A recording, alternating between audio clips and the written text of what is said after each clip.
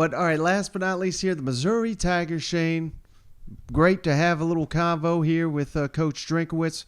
We're going to play a little one-on-one we had with Isaiah McGuire here in a minute. So, cousin Shane, I mean, he was making fast friends with everybody he interviewed down. Hell, he's picking out wrestling names for these guys down here. So that was great. But a little, I don't want to say off topic here, but Drinkwitz really went deep on, college football and the future of it and these big picture decisions that are being made. I thought this was tremendous, as well as, what he looks for in a quarterback. So let's kick it over to old Drink. Coach, I wanted to ask you, what is the identity that you're seeking for your team this year, and how do you distinguish to get your starting quarterback? What are the attributes that will help you in your selection? Yeah, for us, our motto this year, or for our program is one team, one goal, 1-0. We want to be united as a team, all pointed in the same direction to achieve the one goal that we have, which is to win the SEC East. And the only way to do that is to be 1-0 every single day and focus on the things that you have in front of you to control. And so that's really what we want the identity and the process for our team to be. When you talk about the quarterback, there's really 5 characteristics that we judge our quarterbacks on. It's toughness, preparation, decision-making, accuracy, and leadership. Those are the things that we expect from our guys on a consistent basis. For us, the quarterback is going to reveal himself to the team through toughness and through leadership. How does he handle the mental grind of fall camp, the mental challenge of being in a competition every day, knowing that there's no days off? He has to be at his best every single day. And also the leadership aspect of getting your team to the end zone and not really running your own race and not worrying about what everybody else is doing. And so that'll be a real challenge for those guys. And whoever emerges from that competition will be prepared to play in the toughest league in college football. The way conferences are expanding, I mean, do you like the direction that college football is headed? And secondly, where'd you get your shoes? So we'll start with the shoes. A friend of mine, Jacob Burkholder, had a pair of these, and I asked him about them, and so he said, "Hey, why don't you wear a pair of these for SEC Media Days?" They're Year of the Tiger Nike edition. 2022 is the Chinese Year of the Tiger, and so what a great way for our team, to embrace that. For as far as college football, man, I said it in my opening remarks. For me, the challenge for college football is not NIL, it's not transfer debate, it's not college football expansion or conference realignment. It's what are the frameworks for what we want college athletics to be? What is the frameworks that we want for college football moving forward, and who's in charge of making those decisions and who's in charge of doing that? Because then all the other decisions fall in line. Right now we've got decision makers who are making decisions based off what's in their best self-interest, which is currently that's the right model. But that may not be the best model for college football. I don't know, and I'm speaking a little bit out of turn here, but I would anticipate that if we're hypothetically thinking about these TV negotiations and TV rights, right? You've got conference commissioners selling them to TV rights, media marketing guys, or presidents who are in charge of what? Creating packages for programming. So are they thinking about what's in the best interest of student athletes? Are they thinking about what's in the best interest of college athletics or the guiding principles? No, they're thinking about how do I make the deal for my program? What's in the best interest of my TV contract? What's in the best interest? They're not thinking about what's in the best interest of a student athlete traveling from, say, the East Coast to the West Coast after a game. So that to me is my question. We've had a lot of conversations about we need to put guardrails for NIL. We need to put guardrails on college football. What do we want college football to be? Commissioner Sankey said we're on the path towards professionalism, and that's not the path we want to be on. Okay. Then who's getting around the table and saying this is what we want the path to be? I'm asking because I don't know. I do know that it says without a vision the people perish. Okay, and so we keep going down this path we're going to look up in 3 or 4 or 5 years and we'll say, well, this isn't where we wanted to be. Well, yeah, that's because we keep making decisions without guardrails. So I don't know if that answered your question, but as I think about college athletics, that's what I think about. Who are the adults in the room that are saying, no, this is the best interest of, this is why we have college athletics. This is why we play college football. I hope it's not what Pat Forty wrote in his article, which is it's all about the mighty dollar. I hope that's not it, because that's never what it was supposed to be about. If that is, then Coach Kiffin's right.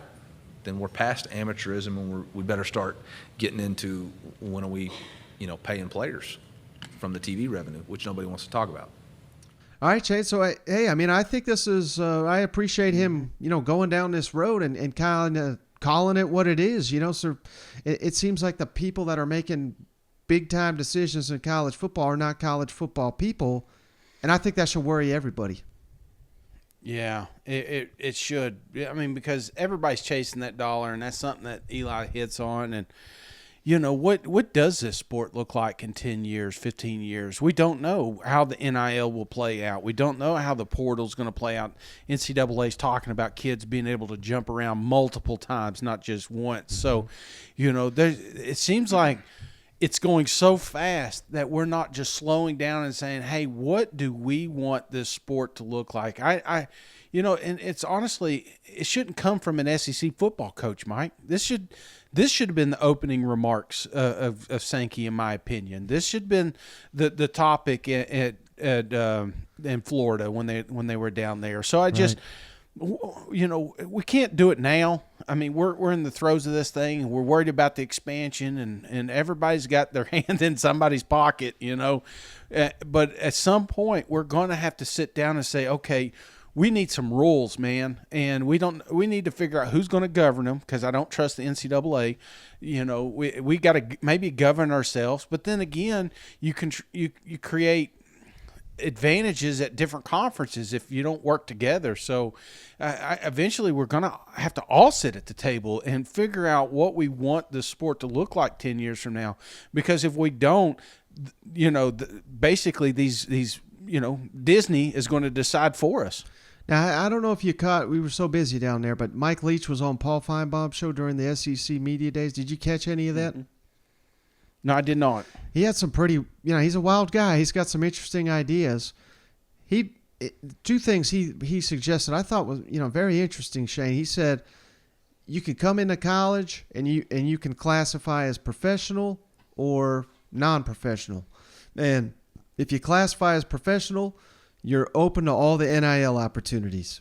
Now, if you're in that bracket, we can cut you at any time for performance, for attitude, for grades, for anything. We can just cut you at any point in time. Now, if you're non-professional, you still get all the benefits of being a student athlete and the stipends and everything like that, but you are secured in your 4 years, cannot be cut for athletic performance. I thought that was a pretty interesting idea.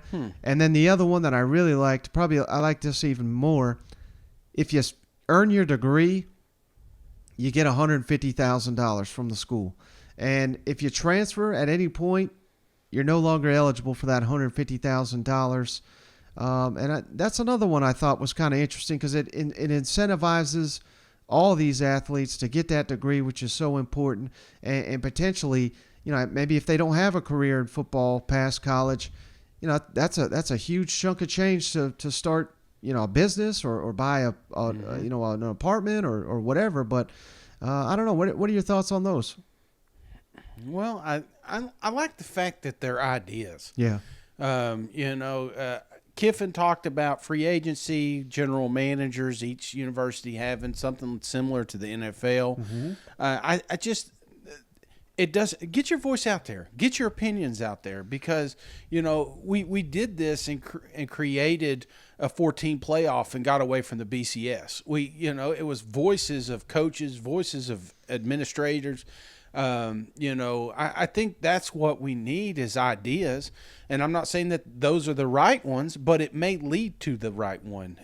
What's best for the student athlete, and making a decision really big, I mean, it impacts the rest of your life, man. And if one of these kids come in with the thought of chasing money, and then all of a sudden you get cut, and you're a sophomore, and you've got nowhere else to go, and now you're out of college, So part of that worries me, because at least if you can walk away with a degree, you would have an opportunity to do something with your life post football, because majority of these players will not play in the NFL. Right. So I don't, and be honest with you, Mike, majority of these players with these NIL deals make more off these NIL deals than they will make in the NFL, because they may not make it. So it's like damned if you do, damned if you don't. But I don't think the burden of, or the weight should all be on the kid. I think the adults I think the universities need to shoulder more of that burden than the student.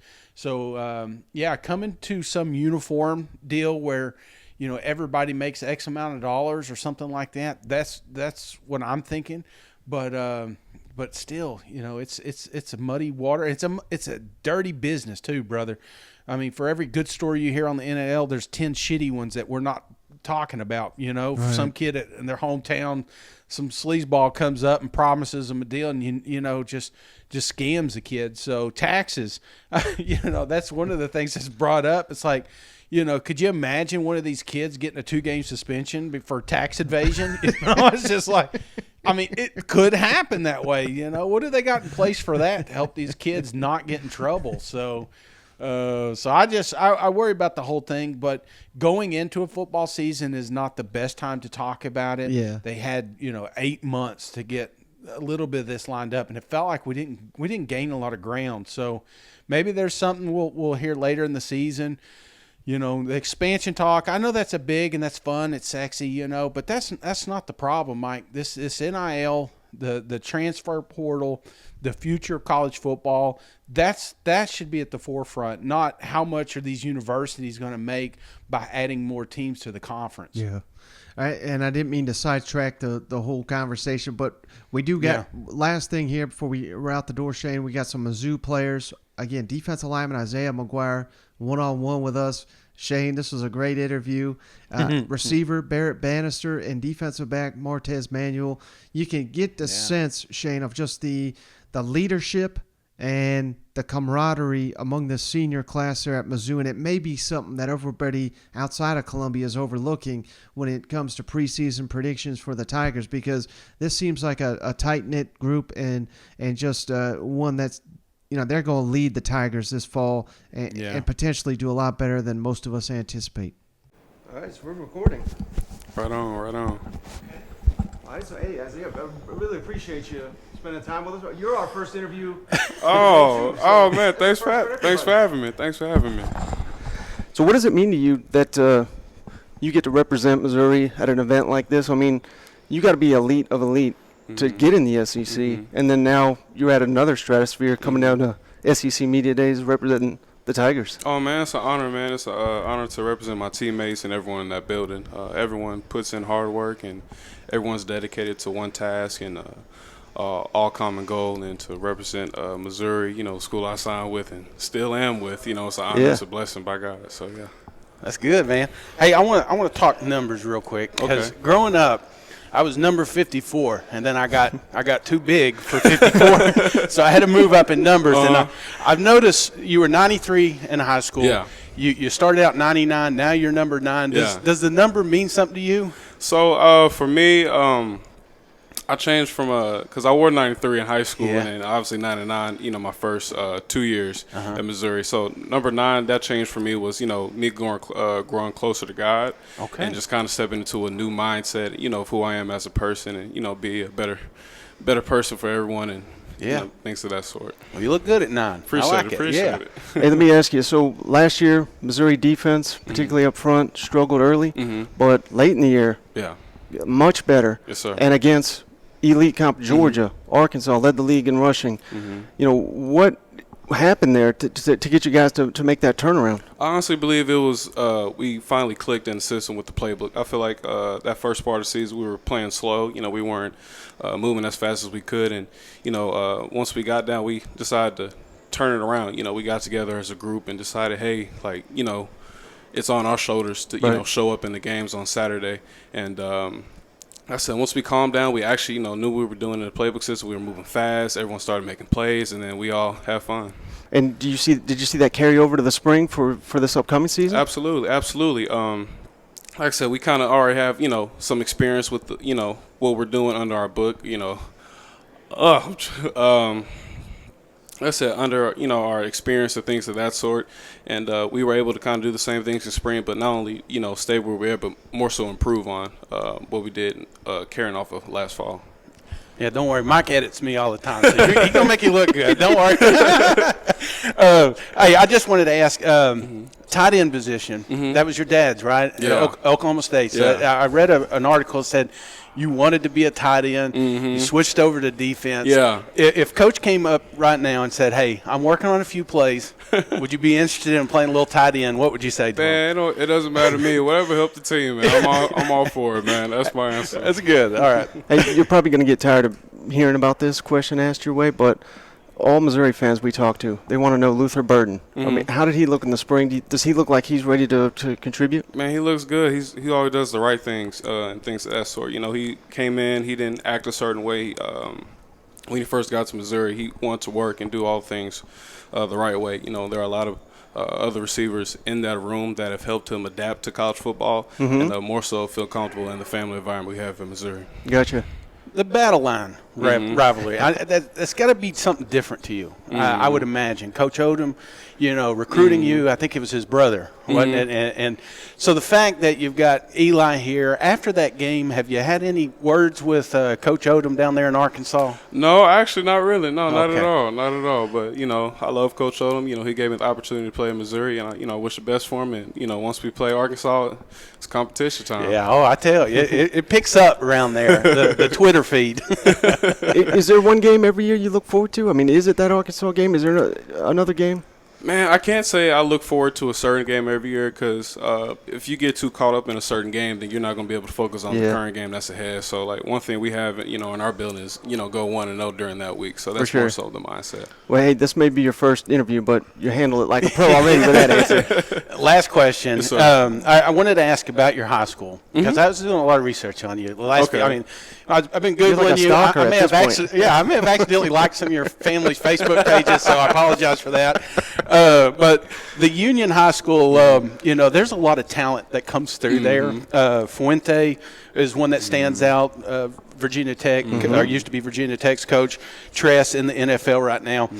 But the one that got me was Brent Albrecht, a.k.a. Smoke, a.k.a. Wayne Gator for the WWE. And I was curious because you got the perfect size for it. If you'd ever made the switch to WWE, what stage name would you – I was thinking Big Mac. Big Mac? That would be a good one. That would probably be the best one. Yeah. That's a common name of my family, so I'll go with Big Mac. All right, I like it. All right, cannot thank you enough, Isaiah. Thanks, you very man. much. God bless you guys. Thank you for your time. Thank you for having me. Thank you Good for luck having this me. year. You were a Burlsworth nominee last year. Can you tell me what that meant to you? Yes, sir. So for those of you who don't know, Brandon Burlsworth was a walk-on at the University of Arkansas, often considered as one of the greatest walk-ons of all time. And he tragically passed away in a car accident after he was drafted to the Colts, but they established this award. And so being a nominee for this award meant a ton. Being from Fayetteville, Arkansas, I got to learn a great deal about Brandon. My granddad was actually one of the coaches on staff who had helped bring him to Arkansas to walk on. So being able to represent that and, honestly bring honor to his name by my play on the field, I think is very special to me. And, at Donald W. Reynolds Razorback Stadium, they always have a group or a section of kids that come and watch the Razorbacks called the Burls Kids, and they always say doing it the Burls way. And so that's something that I hope to continue to do, and always want to have that chip on my shoulder and carry myself in a way that Brandon did. You were a walk-on. How do you feel like your experience as a walk-on, that journey of getting to where you are now here at SEC Media Day as a starter, right? How do you feel like that's helped maybe in your leadership in the wide receiver room? I think it gives you confidence. Being a leader, sometimes you often feel like you have to have stuff that backs it up, so to speak. And so whenever you're able to get on the field and thankfully being invited to a thing like media days, it gives me confidence as a leader to, maybe go out of my comfort zone a little bit sometimes whenever I'm trying to get something the way that coach wants it done or the way that we as a team need it done. And so, being able to be in this position is something that's really, really awesome. With a lot of new guys on the offense and in the wide receiver core from a guy who's been around the block a few times, what's some of the biggest pieces of advice that you've given them so far? I think it was just that is, you got to be prepared when your moment comes. You have to know the plays, you got to know how to do them, you got to know how to do it at a high level. And so that's the first thing that comes with is, preparing yourself. And then after that, it's trusting yourself. You've done a lot to get to the position that you're in now. Like these receivers that we have, these new guys on our whole team, like you're not at an SEC school just because like out of luck. And so, trust yourself, and whenever whenever your name and number's called, like just go out and do what you do. Okay, over your left side again.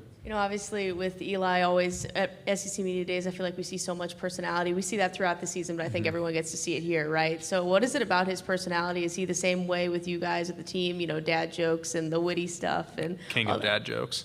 He is definitely the king of dad jokes. Coach Drink is a great mix of humor, wisdom, competitiveness. I think he's a great football coach and life coach.